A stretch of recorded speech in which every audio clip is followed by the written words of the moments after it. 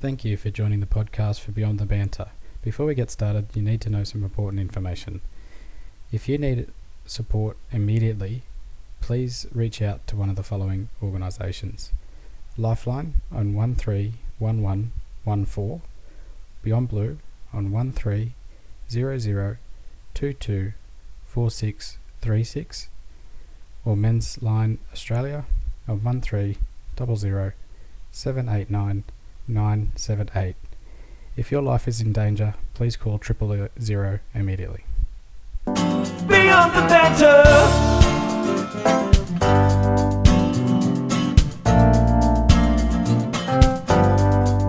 Beyond the banter.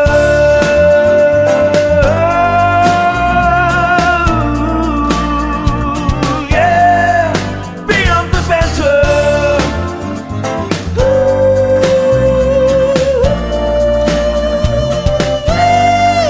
Beyond the banter. Welcome back, guys, to another episode of Beyond the Banter. We have been quiet on this side with the podcast because we've been working on other things outside of the podcast for the organisation. And, in time we're going to share, we already have pretty much shared that we're now a registered charity.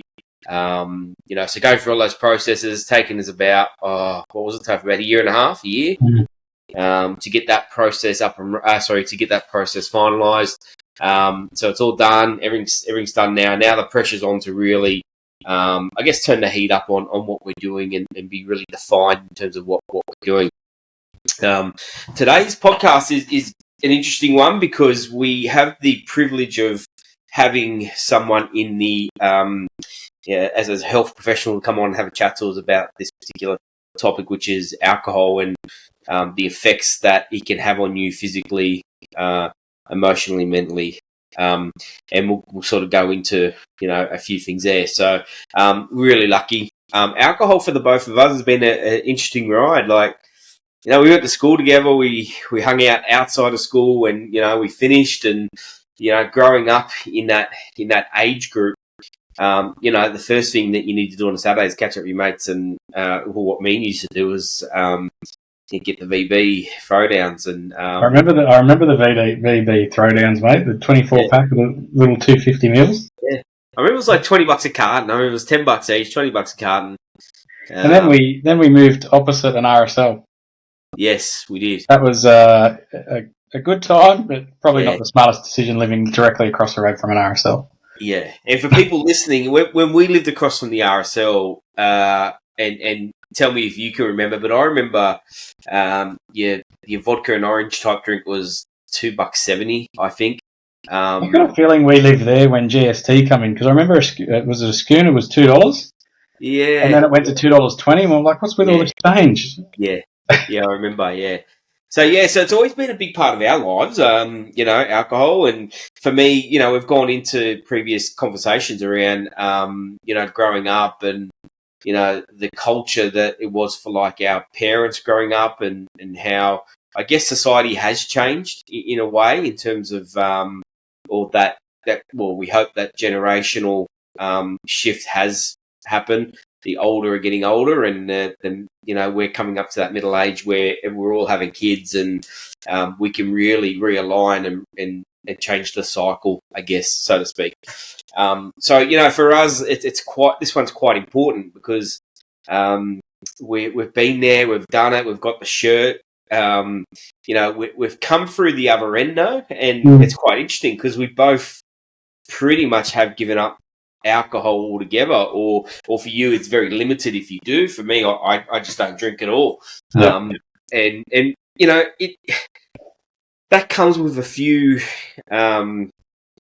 stigmas based around it as well. I remember a funny story. It was I was at a previous job, and we were looking at bringing in a CRM for our business, like a proper CRM, and it cost a fair bit of money. And I remember it got down to two of these organisations, and shout out to Justin Gilmore if you're listening, because you'll know this story. But we went and sat down with these two companies to go, okay, final pitch, blah, blah, blah.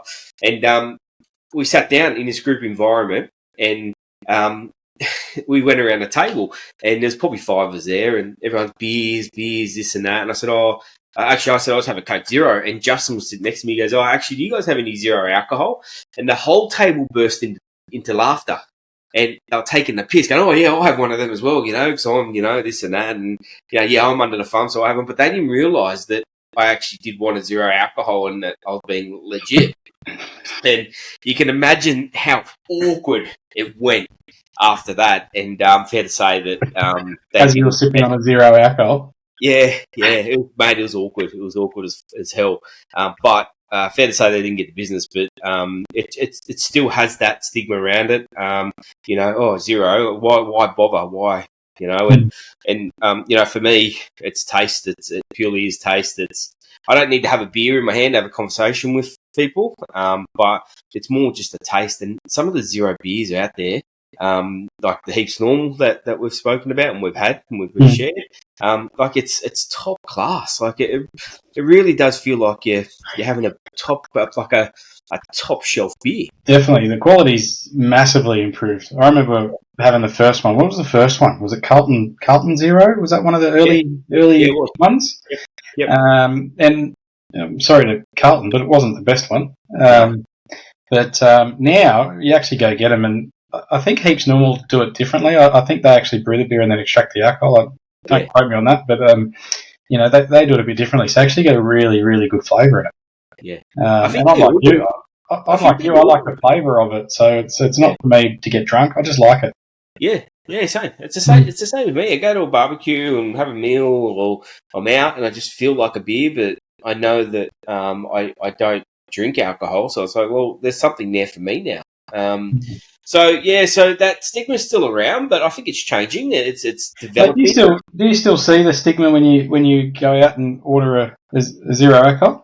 Yeah, if you're with someone that doesn't know you, right, and you're buying a beer, you buy them let's say a full strength beer, and I'll turn around and go, oh, what have you got in zero? Yeah, there is that sort of awkwardness, They still think you're joking, or so there is that little bit of awkwardness, but it's just part of it. It doesn't bother me.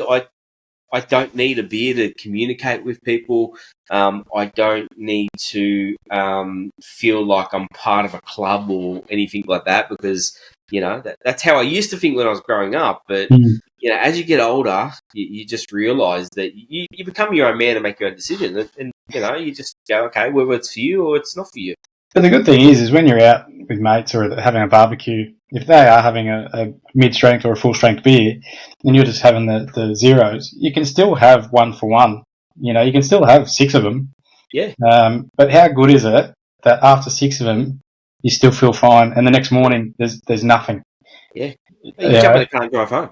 If you wanted to, absolutely. There's no. You still have that social interaction and that social connection of having a drink and a barbecue, and still having a beer, but it's just non-alcoholic. And mate, I'm in hospitality, as you know, mate, and drinking culture is huge. And every now and then you'll attend something, and I'll be the one looking around for the zero alcohol, and sometimes they look at you like you got 2 heads. Yeah, they do.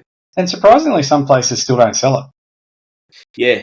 Yeah, well, mate, I wanted to go on tap. Like, I want to challenge any of these zero alcohols to come on tap, because imagine if you could get it on tap.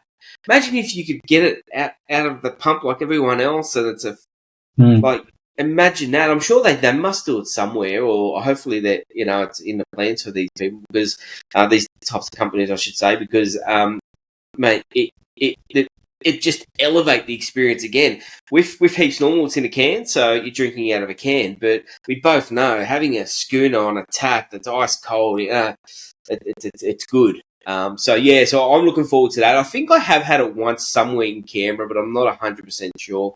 But yeah, that's the next step. But I also like to challenge people as well. I like people to go, and there's a couple of people, a couple of supporters of Beyond the Banter, and I won't say names, but I was out last night with one of them actually catching up, and he was on the zero beers, and he's like, this isn't bad, these zero beers, and I'm like, yeah, and it wasn't our preferred. My preferred zero beer, but it still is still pretty good. And we sat there and had a few zeros, watched the footy, had a chat about Beyond the Banter mental health, and yeah, it just felt like normal. So I challenge everyone out there, everyone that sits there and goes, you guys aren't real men, or, all that sort of stuff. I challenge you to go and buy a 4-pack of it or whatever. You can buy it at Servos in single cans. I wonder if it was your shout, if you bought everyone a 0 alcohol, except for the fact you've changed beer, whether they'd actually pick it up. Yeah, it's a good point. That is a very good point. And last night when I was out, one of the things that I wanted to mention was the 0 beers were $6. Yeah, right. So much cheaper. Much cheaper than what there has been out there. I remember in Canberra when they first sort of started coming out, they were $7, $8, $9 a bottle. And I was scratching my head, going, why? Like, this doesn't make sense. But last night, $6.50 for a bottle. It makes it even affordable. You get a soft drink at the bar, it's $5 in a glass, $6 in a glass. So, look, it's really cool that not only that me and you have started this thing and we're knocking down doors and we're smashing it out of the park, right? Well, we think anyway. But we've both made that decision, and I made it for my mental health and to better my mental health, but also for my kids. So I don't want my kids to ever see me intoxicated or in a state where I can't make those decisions, or can't jump in the car if one of them's sick and take them to the hospital if something bad happens. And I decided to do that a long time ago. I miss it. I miss it every now and then. But like anything, you just got to dig your heels in and say, well, no, that's just not me anymore. And it's funny because I don't miss it, mate. I'm not a huge drinker anymore anyway when I do drink, but I'm quite happy to have a big night of maybe 3 over a long period of time. Yeah.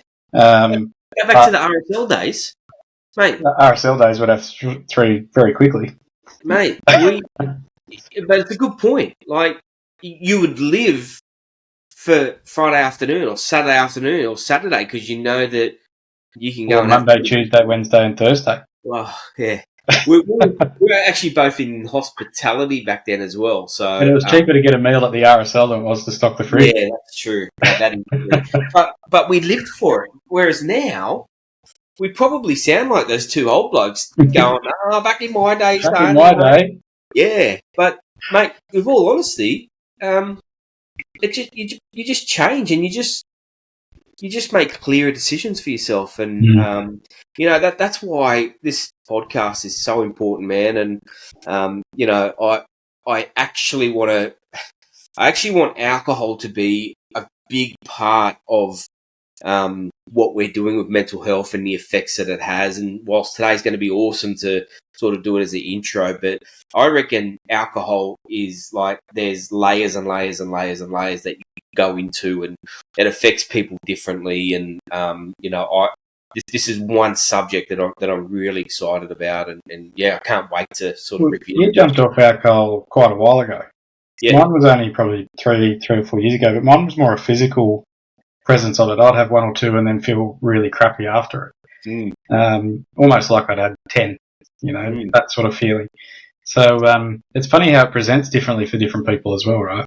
I wasn't on medication at the time, but it was just interesting that I went through it, and I have 1 and I felt really crappy, and after about a year of pushing through, thinking I was just an off day, eventually I said, I'm done with it. I can't do this anymore. And, from then, occasionally I'll go out and have 1 or 2 and test the waters. Some days are okay, some days are not, but that's usually a rare event these days. But if there's 0, I'll jump into that straight away. Yeah. And you actually introduced me to it, mate. Like, we were out and you're the one that introduced me and made it feel normal for me. Yeah.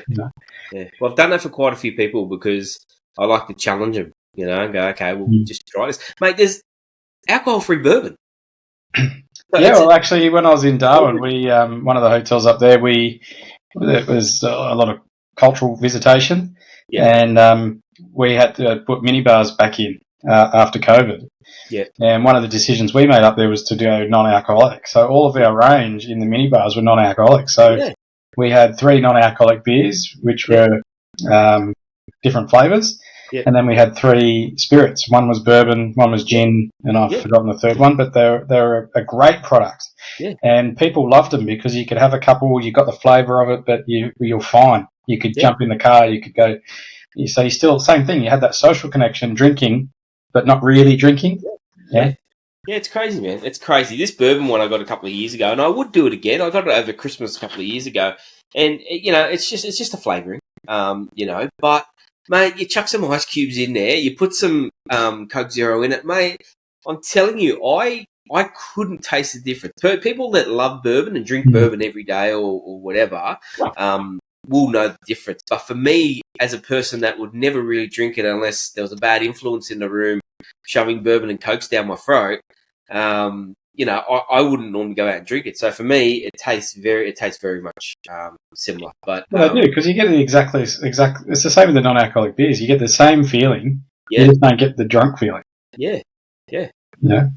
Yeah, no, it's awesome, man. And yeah, look, I just can't wait for this one to kick off. And as I said, we're very privileged, and Well, Dry July's coming up, mate. Should we? Should we challenge people to? I mean, Dry July is not about mental health; it's about cancer.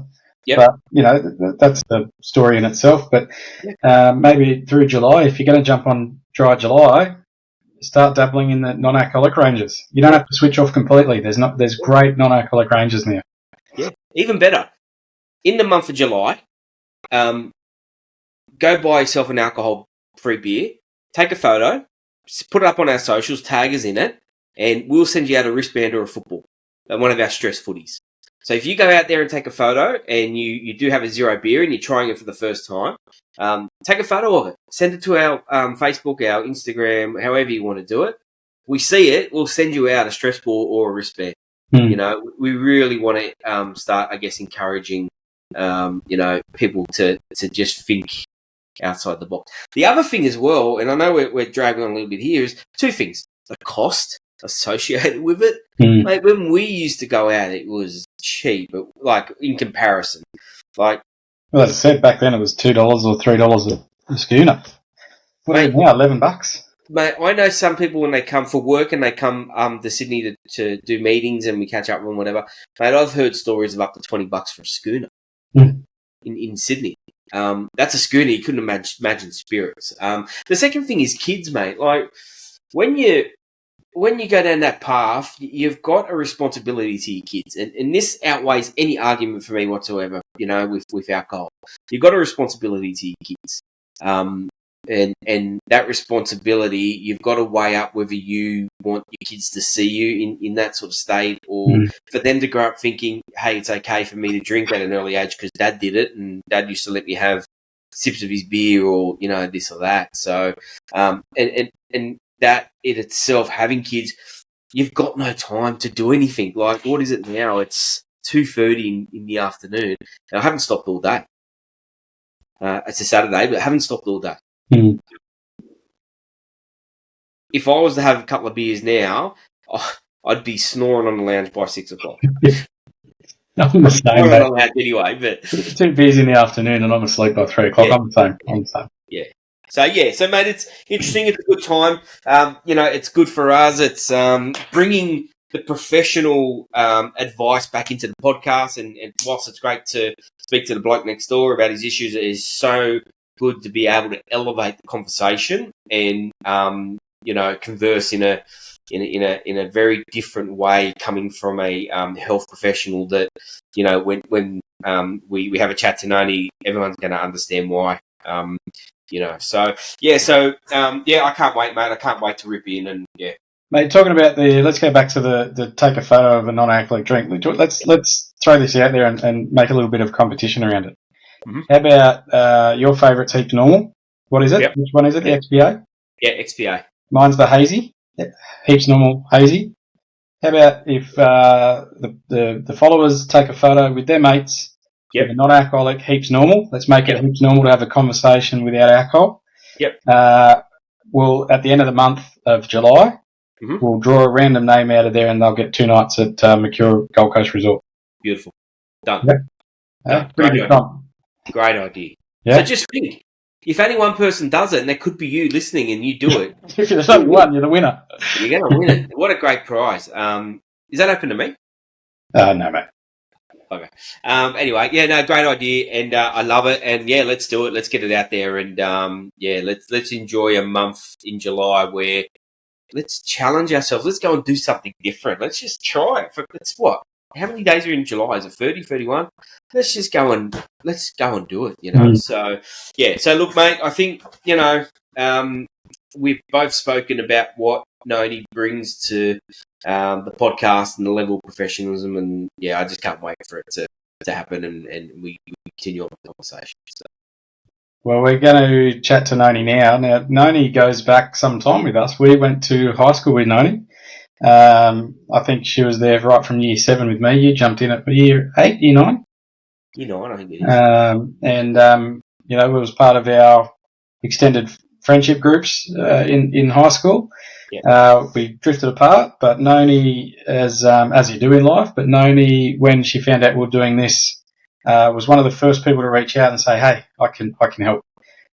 She introduced us to a number of team members and colleagues that have supported Beyond the Banter in a couple of previous podcasts. Yep. She's the founder of Prestige Health Services Australia, which has got a number of different avenues that they can support people. So jump on their website, have a look, and see if you need some support, they might be able to help you out.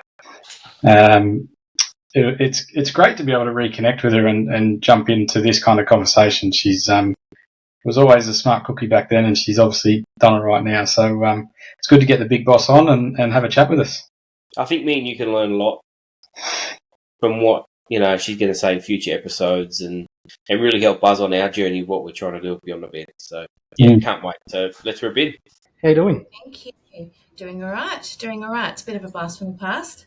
It is. It's good to see you, though. 20 years, right? We'll say it's around about 20 years. Not long. Well, I was going to say old friend, but then I thought I'll just leave the old part out, right? And because it is getting on. Yeah, it would be about 20 years, wouldn't it? Be a little bit longer, Chris. Yeah. Stop at 20. Stop at 20, because every year it's just going to get longer. Noni, can you just introduce yourself a little bit and tell us what you're up to and why you've agreed to be part of our show today? Yeah. So I think probably a starting point. I've agreed to be a part of it, really outside of the business. So I saw what both of you were doing. I thought it would be something excellent I can support with based on my background as a psychologist. I think it's awesome to see two people coming together that have been friends for longer than 20 years to really support in this area. And I think having two young boys of my own, I think it's really important that we're having these conversations and supporting them into their adolescence and adult years as well. So I know each of you have boys as well. So I think if we can be at the forefront of supporting them, that's even more important because it's going to come really quickly, right?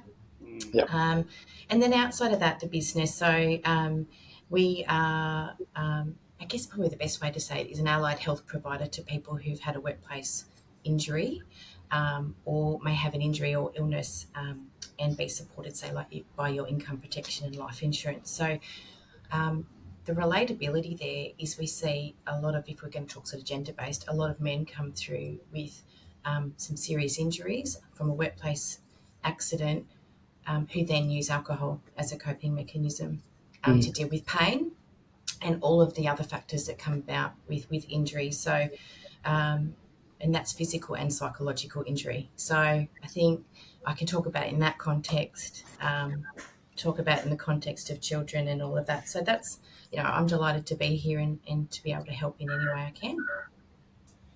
Awesome.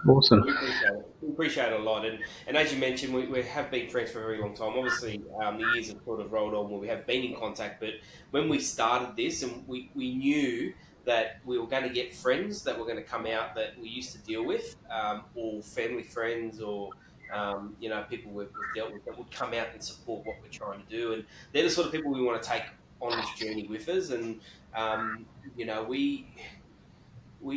this whole journey has been a roller coaster ride, and we started last year. We did one season. I think it was 12 episodes. Toph. We're rolling around this year again. I think we're up to maybe 18 or 20 in total.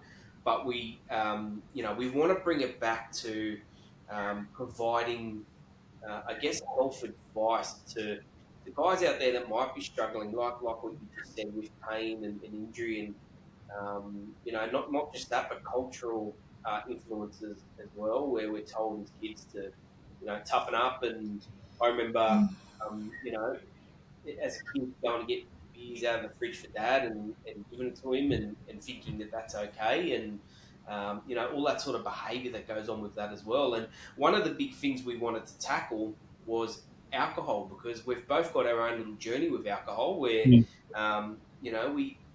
back when we used to know each other, me and Topher would drink and bourbon and beer. We had plenty of funny stories, and we'd drink a fair bit, like a lot. I wouldn't say, I don't know if you'd say it's a problem, but it was a lot of alcohol. And we've both made these changes in our life over the last, say, 5-10 years, where alcohol just doesn't seem to be an important factor in our lives anymore. And I can't talk for Topher, I can only talk for myself, but I do struggle with that anxiety and depression, and I'm your test. I'm like your case study here, where someone that suffers from anxiety and depression is turning to alcohol. Then that's me. That's something, because I was so comfortable drinking. I loved alcohol, or loved beers and whatever. If I went back to 10 years ago, there's no way I'd be sitting here saying that I don't drink alcohol, because I just enjoyed it that much. But I guess you change over time, and this is where we want to try and make the link between your everyday male out there, or female, it doesn't matter, and how that can affect your mental health, your mental state. I'd love to know a little bit more about, and I don't know if you're going to be able to answer, but what alcohol actually does to the body for that pain to go away. What is it that makes it subside? I'd love to know how and why and all that sort of stuff. So for us, for me in particular, made the decision 8 years ago. I had some young kids. I had kids back then. I've still got kids now, but they were young, and I had a series of events where anxiety and depression kicked in with me, Noni, not only until I was 32 years old. So 12 years ago. There you go, we've given away everyone's age, roughly. I never had an issue. Never had an issue with alcohol. With anxiety or depression, and then all of a sudden this whole black dog came over, and it took over my life. And I'll stop talking about myself in a second, but I just want to make the connection as to why I'm so passionate about this, is because it got to a point with me where, I've said in previous podcasts that worst case scenario for me is up at hospital. Like, when anxiety and depression comes in, I have to go to the hospital, to a safe place, and that's where I go. And I was having my issues every 2 years. It just pop up every 2 years. I return back to normal, everything's fine. And then every time it kept happening, there was a common denominator, which was alcohol. I'd either been out, big weekend, I drank way too much, and I'd come off it maybe a week after a big session, and I'd end up in hospital with this anxiety and depression, and the doctors simply said to me, listen, this is a contributing factor, won't take it away, trust me, you've got this for life, it's how you manage it going forward, but you've got to seriously consider giving up alcohol. And as a male, I'm in the sales industry as well, so it's a big part of the culture. You get a win, you go out and have drinks, or you entertain clients, you've got to drink, all that sort of stuff. But I found it very challenging initially. It probably took about a year to completely come off it. But yeah, since then, I've completely come off it. 6 years, completely come off it. Doesn't cross my mind anymore. I do love the introduction of the zero alcohol beer market out there. One of our favourites is Heaps Normal, which we think is one of the best ones out there. But, there's a whole bunch of them out there now that just makes that conversation a little bit easier. So a part of today's podcast, I know I've waffled on a little bit, but it's just to give you a bit of context. I think in society, with those alcohol-free beers and that messaging coming across, that it's actually now more socially acceptable, and we just pray to the people like Heaps Normal and others out there they get them on tap so that guys can go and have a schooner and not still feel that weakness when they're going. So, look, we're very interested to hear, the story around alcohol and what it does to us. I'm invested in this one very heavily, and I know a lot of my friends are the supporters of this podcast will take a lot out of this as well. Yeah. So, where do we start? So I think you could take over this whole podcast and just talk, and I'll nod for you guys. I don't talk again. Yeah. So I think the easiest way to explain it really is that alcohol has that impact where it provides that dopamine release. So from a chemical perspective, there's a dopamine release. Now, dopamine is connected to things, all pleasurable things, right? So anything that makes us happy, we have a dopamine release to that. So alcohol does that. So the short term and the positive impact of alcohol is you drink alcohol, you have a dopamine release, it bluntens your emotions. So if you're not feeling great emotionally or you have pain, then that's the immediate fix, right? So as soon as you have it, and I guess people talk about that sort of first sip of alcohol and right? So it's like any type of, if we're talking about any type of drug or alcohol, it's the same thing. It's that pleasurable effect that people are seeking. So that's in its rawest form what's happening for you. And so then obviously the more that you're drinking in a session, the more dopamine release there is, the greater it makes you feel. So it's hard, right, when you're talking about something that makes you feel so good short term, but then you start to see the long-term effects of it. So what we know short term, yep, it's all great and fabulous and it makes you feel really great, but the long-term impact of that is depression and anxiety. So this is where addiction kicks in as well, right? So you're starting to drink alcohol because it makes you feel great, and then you have to keep drinking more of it to get the impact of that dopamine hit to then not only mask how you're feeling, but then to stop the feeling of depression and anxiety.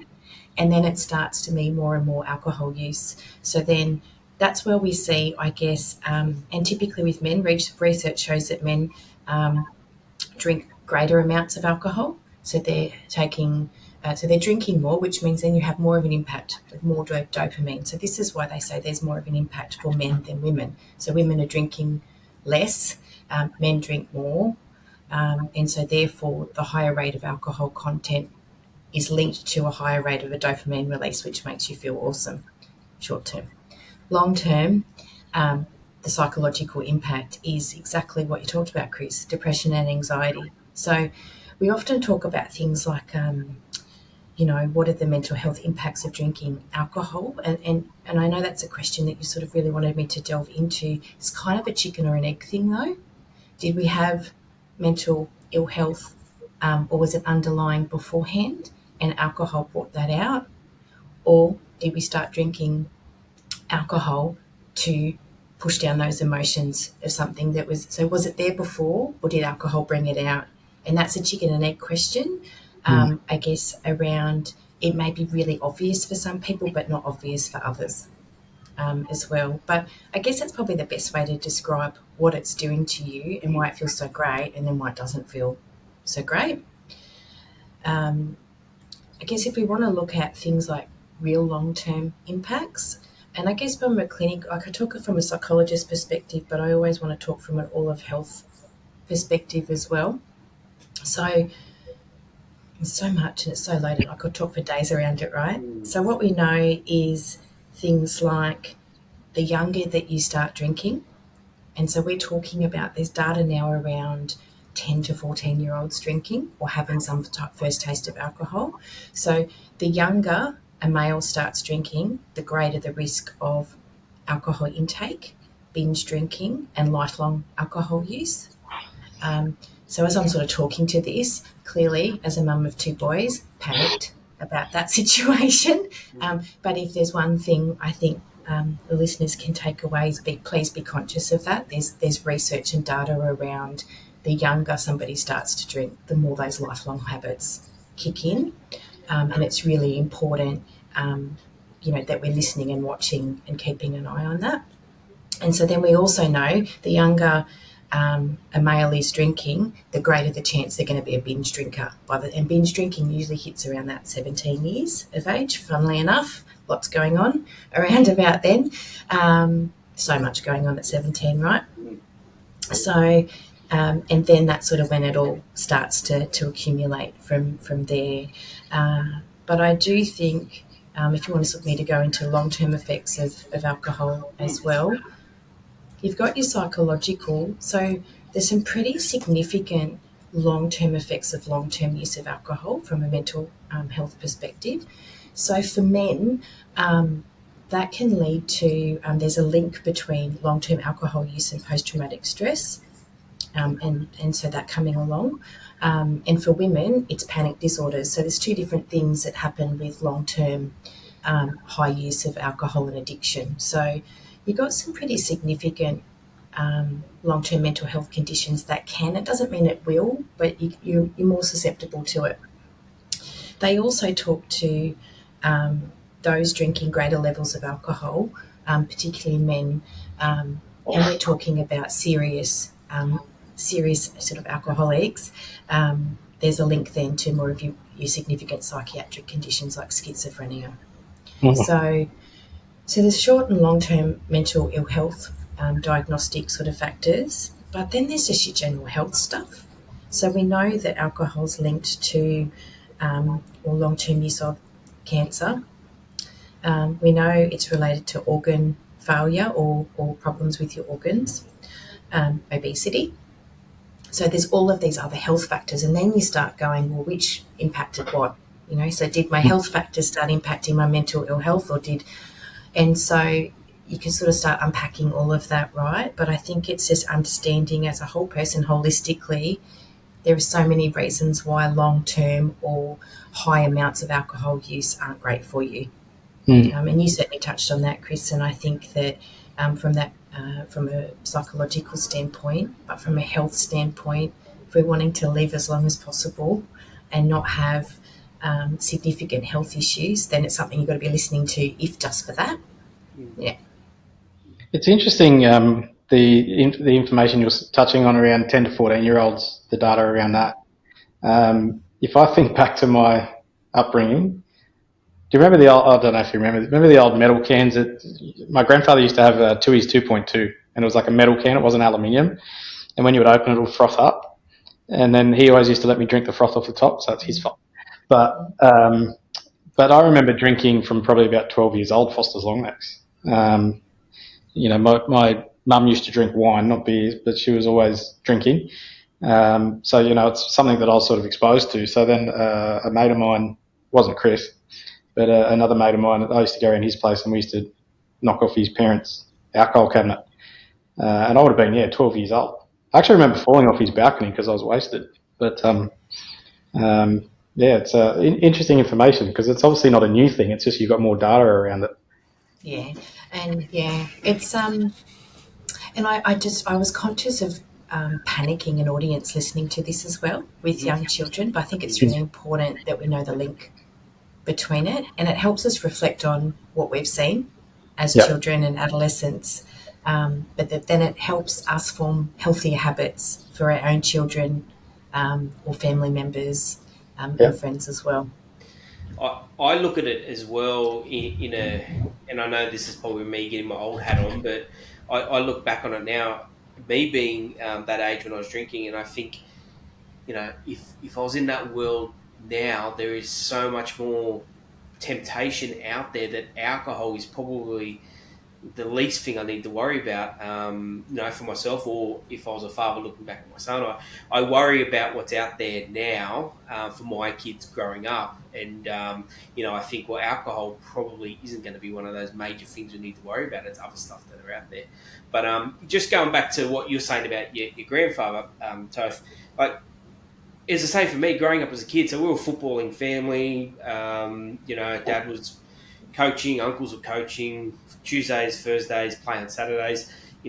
it's always back at the pub. So you'd always be back there. So I can't specifically remember drinking that young, but I would have been around that environment. I would have been a part of that, that behaviour where, it's okay to give your son a sip of beer or dip your dummy in a beer and like that's what used to happen. And over time, it's just socially accepted that, it was okay. Whereas now, things like what we're doing here and talking about it and opening it up, and people before us that have talked about it, I think it's creating a little bit of more of a spotlight on that cultural change that has gone through those Terry Tough Guy days in the 80s and 90s where our parents were in their heyday, where drinking was just part of the normal everyday week. Well, that probably leads into what we're saying. What is it about this male social culture of having a beer in hand and having a chat? Why is that so important to us blokes? Why is that the stereotypical way that you've got to be sitting around having beers? And I know when people come around my house, the first thing I do is, "You want a beer?" In my house, most of it's non-alcoholic, so they can't really get drunk on it, but still offer it. I think it's almost it's almost like just saying what's a comfortable Western society way of engaging, whether it's men or women, right? So we go out to a restaurant. The first thing you do, what's the first thing you do? You order a drink off the menu, right? The first time you talk about celebrating things, so someone wins a footy grand final, where are you off to? The pub to have a drink to celebrate. I can even reflect on that, sort of looking at an under-10s grand final win, and it was let's go back to the clubhouse to have some drinks, right? So it's still ingrained in our culture. Like it's something that's ingrained in our culture that we celebrate. It's an interesting one too, right? Because it's not just celebration. We're grieving, we drink. We're celebrating, we drink. We're getting married, we drink. So in Australia, every sort of major event is attached to an alcoholic beverage. So if we're happy, we're drinking. If we're sad, we're drinking. It's true. If we've lost a loved one, we're drinking. So it's really it's embedded in that level of in the culture. And then if we look at it's a rite of passage thing, right? So you turn 18, what can you do? Well, you're probably already driving. You can go out and it's like, what can I do now that what am I allowed to do legally? So it's almost like that legal age is attached to going and doing stuff that you're allowed to do legally as well. And it sort of all goes hand in hand, right? I'm 18, I can go out clubbing or to a pub, I can drink. Let's do all of these things that we're allowed to do independently. So it's sort of attached to a level of independence as well, I think. So that's where it happens. And I think it's just a normal, isn't it, that something's in that hand while you're talking, like it's a comfort thing almost, like so. So if we look at it now, like this is a comfort thing. This is a new comfort. I feel like people will go away from drinking and just start holding phones. But it's almost like it makes us feel comfortable within ourselves that we've got something to hold on to. So it's a real interesting part. Like if you're standing there without a drink, you probably think, where are my hands going? But if you've got that sort of that level of comfort, this one does. What do I do with my hands? But then, do you think we know that what Chris and I are trying to do is get men to open up about their challenges in life and hopefully reduce that stigma, right? Do you think, coming back to what you said about before about masking, do you think when men get around and talk, they have a beer, then that allows them to mask and to shut down that feeling and just be a bit more fun for the night rather than going to the mate and saying, look, let's have a beer, but I need to tell you something? It's probably two things, right? Because if we're drinking alcohol and it produces a pleasurable effect, we're probably more likely then to be happier in a state where we won't be feeling like we need to. Or depending on how much you drink, it has that opposite effect of where, when someone's had a lot to drink and then they start telling you all of their woes, but they probably don't remember telling you all of their woes because that's how much they've had to drink by the end of it. So I think it's two-pronged. I think that drinking has people feeling better about themselves, but it still is that there's still that connectedness of come have a drink with a mate and you can open up one-on-one and there's something in your hand, there's your comfortable feature, and then you get to talk. So until you got that in your hand, that comfortable dialogue isn't happening. But don't drink too much, because then the conversation wouldn't be so meaningful, I guess. Or one may not remember it, but it won't be Yeah. as as meaningful that way. Yeah. There's other parts too, right? I was sort of really thinking about this in terms of youth and middle-aged individuals, and yep, guys, we're approaching middle age. Can you believe it? And then sort of leading into it, but there's so many interesting facets, right? So I don't by any means want to delve into suicide stuff too much. Yep. But what we know is the greatest risk of death for 17 to 24-year-olds in men is suicide. We have to also look at what's happening in that period of time. We just talked about rite of passage. We just talked about alcohol use. We didn't talk about, but we also look at being introduced to other forms of drugs that are out there. We then look at the second bracket of suicide in men, and that sits around the median age of 46 years. And then we look at it again, and it's 80 years. Just an interesting one. But I think 80. There's lots of things within that. I always sort of say, and I'm going to throw something back to you and see what you give me, but let's say we're 40, 45, 46 years old. We're not 46 yet. Let's say we're 44, 45 years old.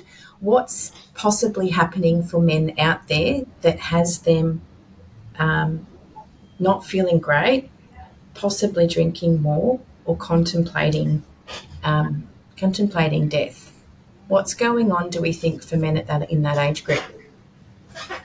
I'll go first, and gives you time to think about something, Topher. But I think, and don't get me wrong, I do like to partake in this, but I think gambling is a big problem as well. And I think in that age gap in particular, I think the gambling and getting yourself into a lot of trouble where you can't pay off your debts, or you don't want to bring it up for your family. I think that is one of the major considerations.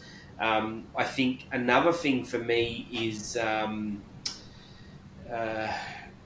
just lost it in my head. The other thing for me was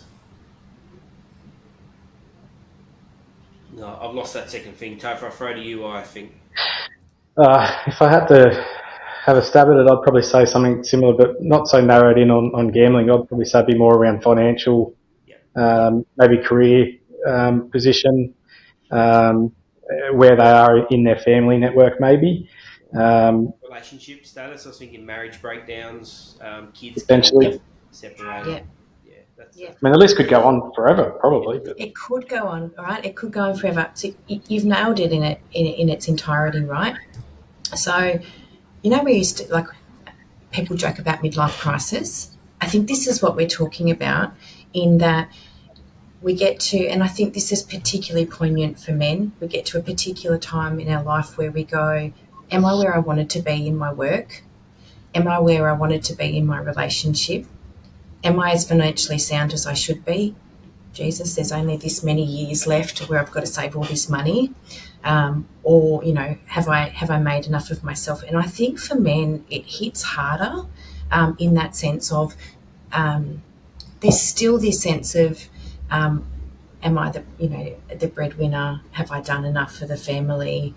And I think that if we sort of tie all of that together, this is where we start to see, so the suicide rates are really high in that age group because of that level of change. So we see high rates of marital breakdowns and, the challenges of all of that, which we certainly won't go into detail around, but it's really bloody hard. And so I think that you then add things like gambling. If I just win this much money, all those financial woes are gone. And there's a direct correlation and link to alcohol, gambling and addiction, right? So they usually all go hand in hand. And I guess once upon a time it used to be cigarettes as well. They would all go hand in hand. So I think it's a really important, I wanted to make that call out today, that we've got 3 distinct age groups. I think if we're looking at men at the age of 80 and onwards, for me, that's the loss of loved ones and the loss of identity and all of those significant things that happen in that age group. And social independence or social connection. Loss of independence, all of those things. Say with that age bracket in particular, it's only just popped in my head, but also I was thinking along the lines of serious health concerns where they don't want to go through the path of, say cancer. They don't want to get down that path. They want to get it over and done with, because that's still that mentality is, I don't want treatment, I don't want this, I don't want that. I think part of that would be part of that age group as well. Yeah. So I know it's a little bit of it's a small digression away from talking about alcohol and mental health, but I think that then they all go hand in hand. So if we look at that relationship of, we've got increased suicide risk for men 17 to 24, and that's directly lined with alcohol and consumption of alcohol in that age group, and we've got major life changes happening for people around that.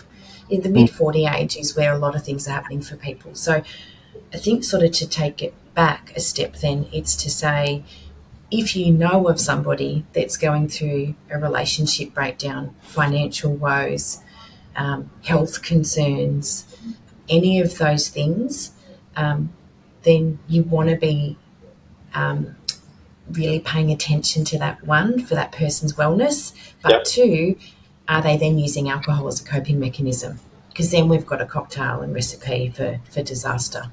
Or drugs or other, Yeah. Well, it's funny because this is a couple of years ago. One of my mates said to me, and I know he listens to this now, but I won't say who it was. He made a point to me that, in that age group, the 17 to 24 age group, right? People come out of school, they go into the workforce for the first time, and this is what he was saying to me a couple of years ago, even before all this started. Where does the education start for that age group that come out of school life into the workforce, and all of a sudden they're exposed into this, let's say, corporate world where, on a Friday they'll work and then go out and go and have 20,000 drinks, drugs, whatever. Where is the preparation to get these kids, and I call them kids because I think of that 17-year-old sort of age group that they're still learning, they're still finding out who they are.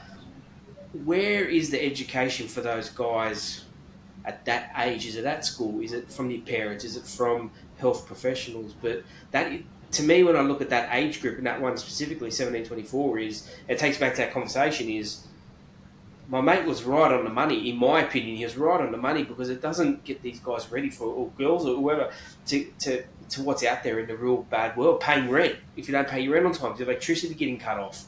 If you're not making your commitments that life is. And this is where we sort of want to go with this, is try and target a bit of that, to go that, it's okay. We've made it through. Look at us. We're what? 20, 30 something. We've made it through. But to take it back, we're still here. We're still here. Yeah. It's tough, right?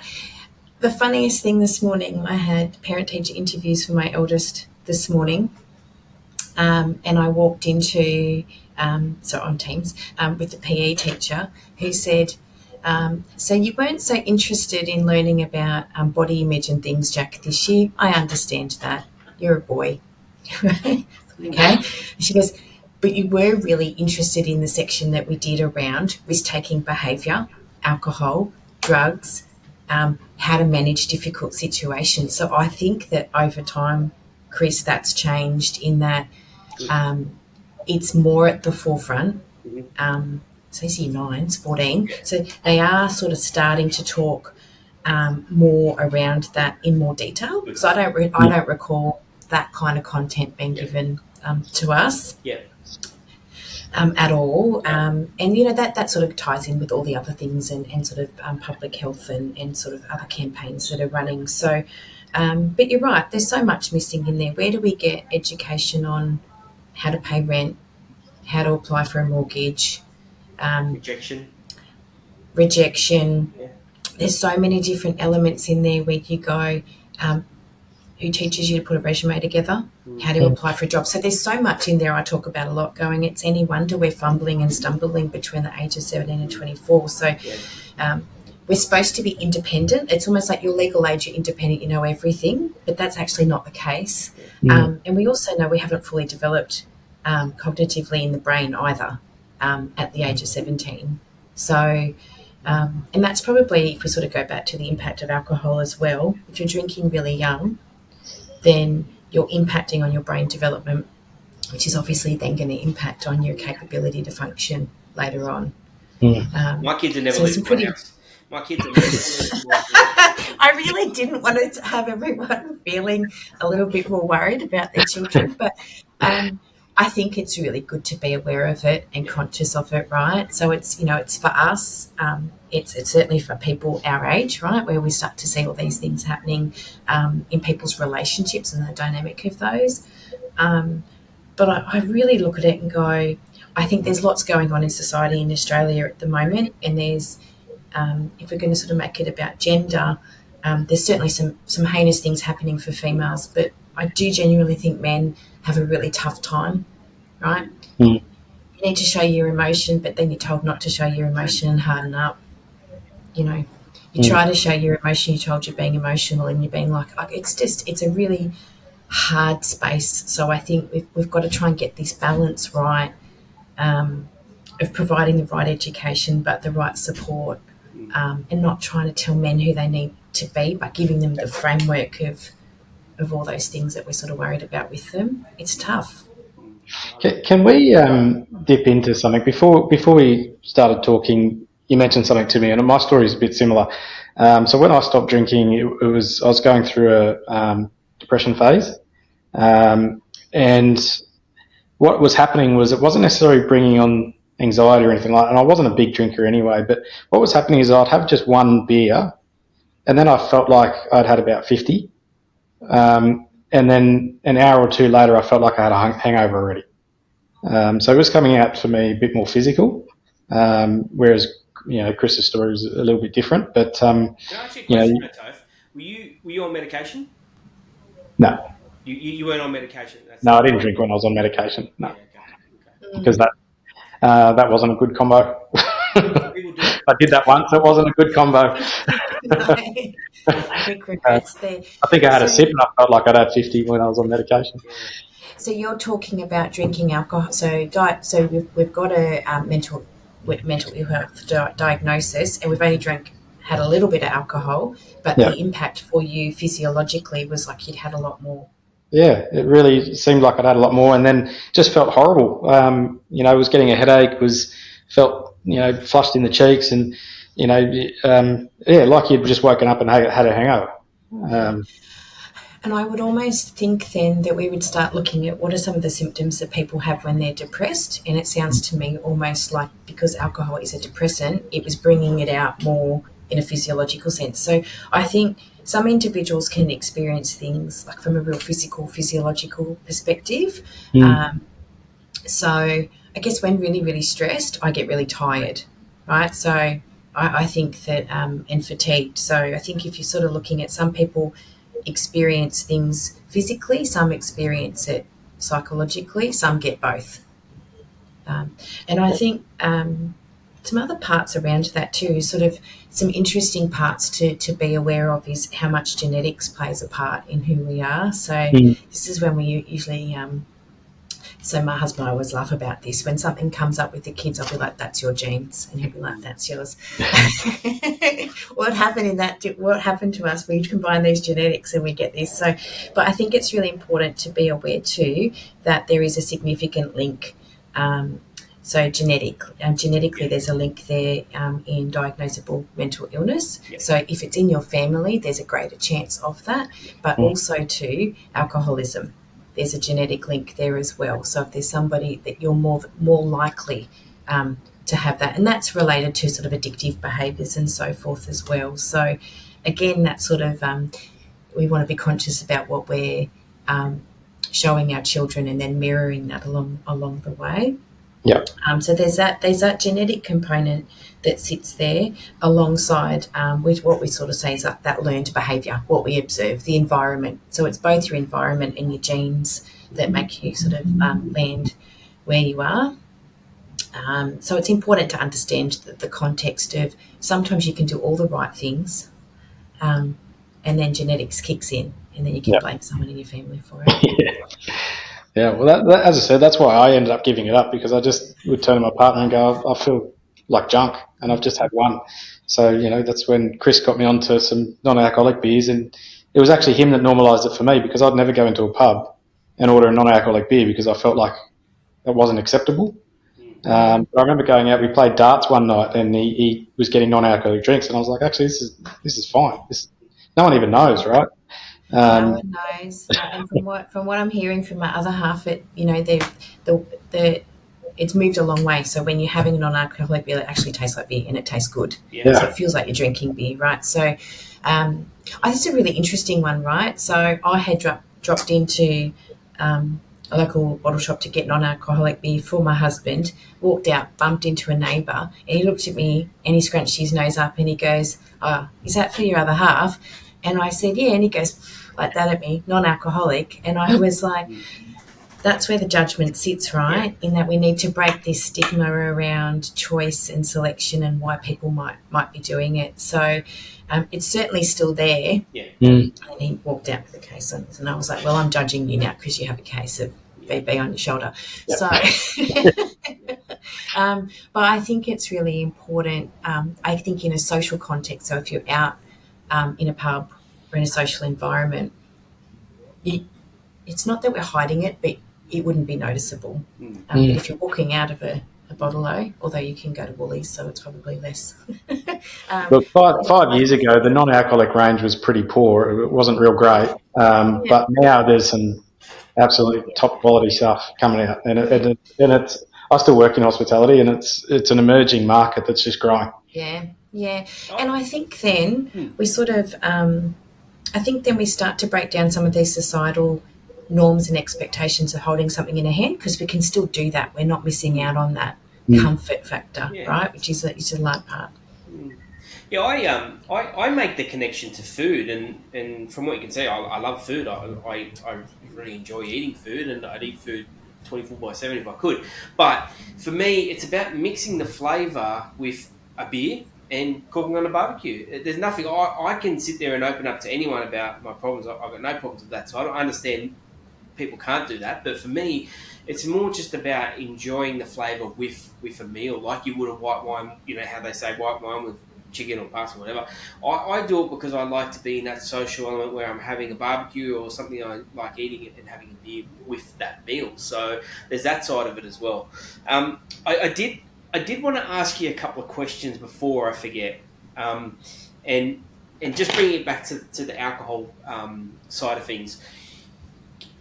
Are you able to give us some information, or our listeners some information around the misconception out there that because you're a binge drinker, and we sort of have gone into this, but because you're a binge drinker, you might only do it once a week or twice a week, that it's okay because I only do it twice a week, versus the person that has a chronic alcohol disease where you go out and get wasted on the 2 days on the weekends and people go, oh, you're not an alcoholic, but yeah, you do it twice a week, it's okay, it's acceptable. Can you talk us through any of that? And then the second part of it was, I know we spoke about what alcohol does to you when you're on the charge and you're going and you're feeling better and this and that, but what happens when the alcohol's exiting the system? Physiology, like what's happening to your body? All right. So first question answered for you. Yeah. I think more specifically, the easiest way to answer is there's long-term impacts for binge drinking and there's long-term impacts for drinking high amounts of alcohol over days in a week. So they're both just as impactful. Mm-hmm.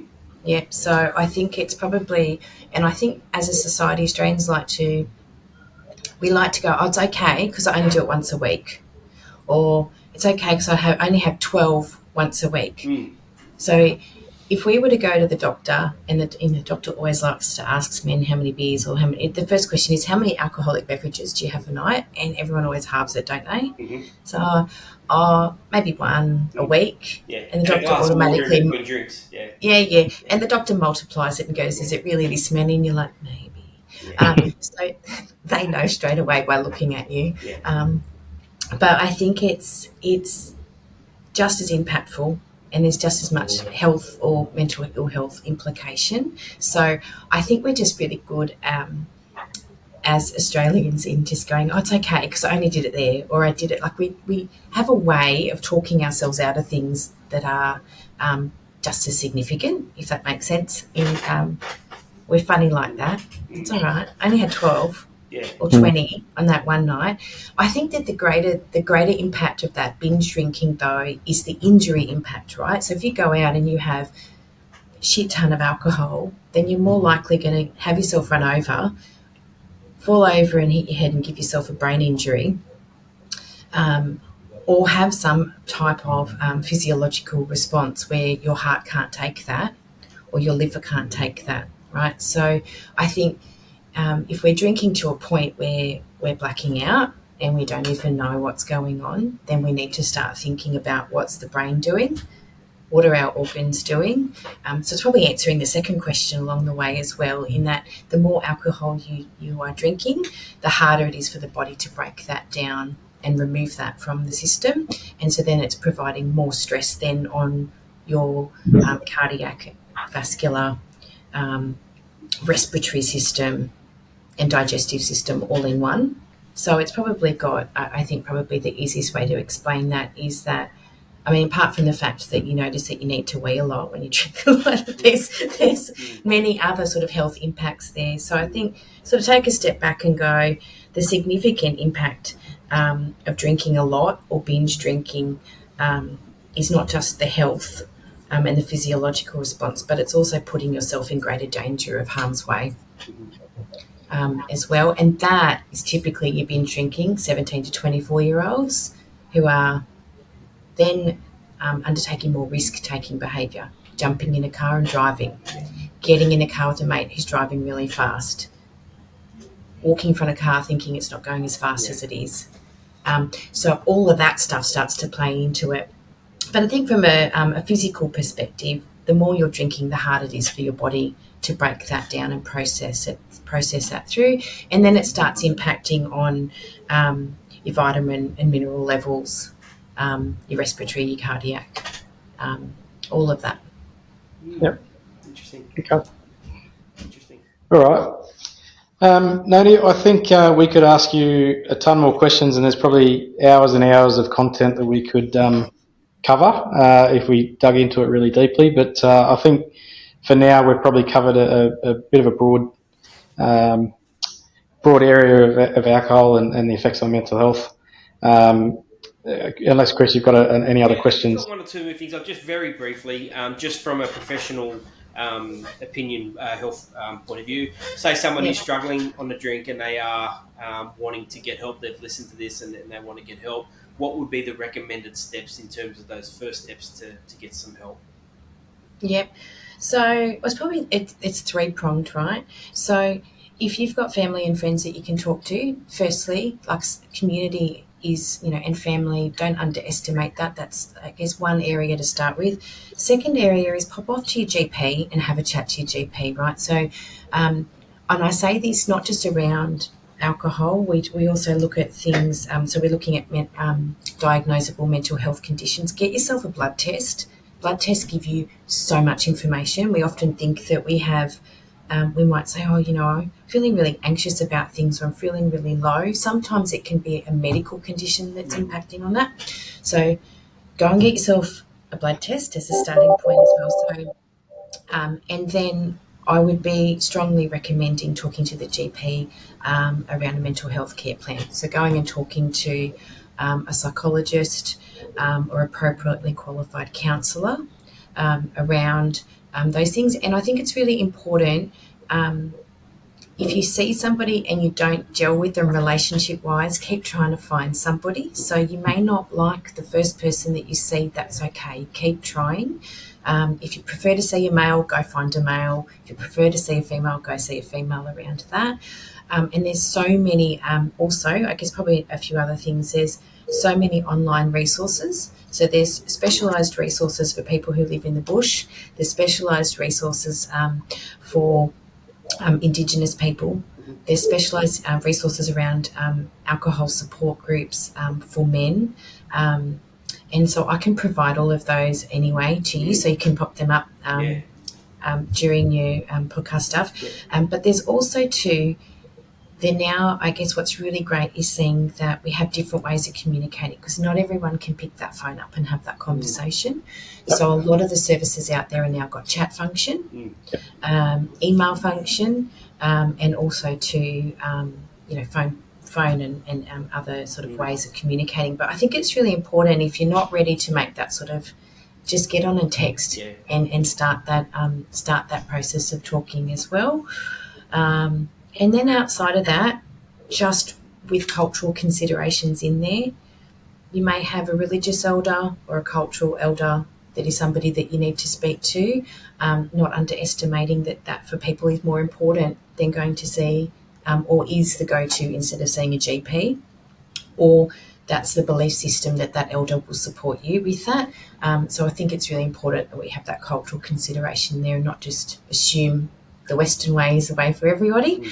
But I'll share all the resources. I've got handfuls of them. We'll even chuck that up on the website in our resources. Look, one of the things the final thing I'll say is, for me personally, it's about changing the cycle. How you were brought up, what you were brought up in that environment was acceptable. You look at your kids now and you go, would you want your kids exposed to that sort of environment? So my push for me is to say, I don't want my kids ever to see me drunk or in a state where, I can't answer a question for them or not be the dad they need me to be. So anyone listening, think of it as a change of the cycle. The way you're brought up, you've got a chance to really, create your own environment and set your own path for your kids or your loved ones. Yeah.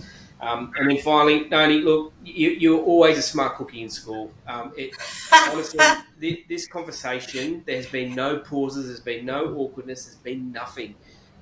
I've really enjoyed it. I really have, and I really mean this. I've really enjoyed it, and I actually can't wait to get on to the next topic and find out what we can do with you going forward, and what potentially our listeners might be listening and going, you know what, we've got to get ourselves aligned with Beyond the Banter, and also look at the resources available, like someone like yourself, and what you do for people that are struggling. So, look, I can't say thank you from the bottom of my heart. It was really good, and I was really here in a heartbeat, guys. Happy to do more.